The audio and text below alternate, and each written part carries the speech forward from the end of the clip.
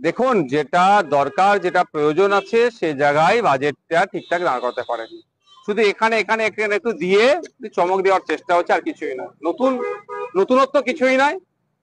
শুধুমাত্র যেভাবে নদী ক্ষয়ের ফলে মানুষ ক্ষতিগ্রস্ত হচ্ছে সেটার জন্য, এবং ঘাটার মাস্টার প্ল্যানের ব্যাপারে এটা হয়েছে। কিন্তু দুর্ভাগ্যের বিষয়, সরকারি কর্মচারীদের যেটা এর প্রাপ্য, তাদের হকের প্রাপ্য, সেটা তাদেরকে দেওয়া হচ্ছে না। মাত্র 4% দিয়েছে। আমরা বারবার বলছি, খেলা মেলা করে যখন হাজার হাজার কোটি টাকা বিভিন্ন জায়গায় খরচ হচ্ছে, সেখানে সরকারি কর্মচারীদেরকে কেন তাদের হকের দিয়ে বুঝিয়ে দেওয়া হচ্ছে না? এই সরকার, এখন যারা সরকারে আছে, 2011 সালে আগে তারা অপোজিশনে ছিল, তখন তারা বলেছিলেন কেন্দ্রীয় সমাহারে যে সরকার দিয়ে দিতে পারে না তাদের সরকারে থাকা অনুচিত, ছেড়ে দেওয়া দরকার। তাহলে আজকে কেন দিতে পারছে না?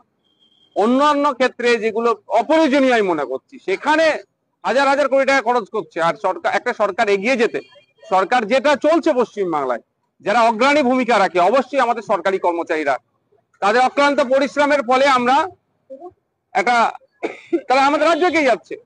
কিন্তু দুর্ভাগ্যের বিষয়, তাদেরকে তাদের হকের পাইয়ে দেওয়া হচ্ছে না। আর বিভিন্ন ক্ষেত্রে যেগুলো এসেছে, বরাদ্দের পরিমাণ আপনি অনেক দেখবেন। মাইনরিটি ডেভেলপমেন্টের জন্য 5,600 কোটি টাকা, লাস্ট ইয়ারে ছিল 5,500 কোটি টাকা, তার আগের ফিনান্সিয়াল ইয়ারে ছিল আপনার প্রায় 5,000 কোটি টাকা। কিন্তু end of the day, end of the year আপনি কি দেখবেন? 13, 14, 15, 16% খরচ হচ্ছে। লাভ কি হবে? ট্রাইবাল ডেভেলপমেন্টের জন্য দেখুন, একইভাবে বরাদ্দের পরিমাণ শুলে জানটা ঠান্ডা হয়ে যাবে। এত টাকা দিচ্ছে আদিবাসীদের উন্নয়নের জন্য, কিন্তু আদিবাসীদের দুরবস্থা ঘোচানোর জন্য টাকা কিন্তু খরচ হয় না। টাকার পরিমাণ, বরাদ্দের পরিমাণ প্রচুর দেখাচ্ছেন হেলথ ডিপার্টমেন্টে। হেলথ সেক্টরে প্রায় গত বছর সম্ভবত 26,000 কোটি টাকা ছিল। কিন্তু দেখুন, মানে এখনো সেই ফিনান্সিয়াল ইয়ার চলছে, স্যালাইন না থাকার জন্য গরিব মানুষ তার ট্রিটমেন্টের জন্য স্যালাইন তাকে বাইরে থেকে কিনতে হচ্ছে।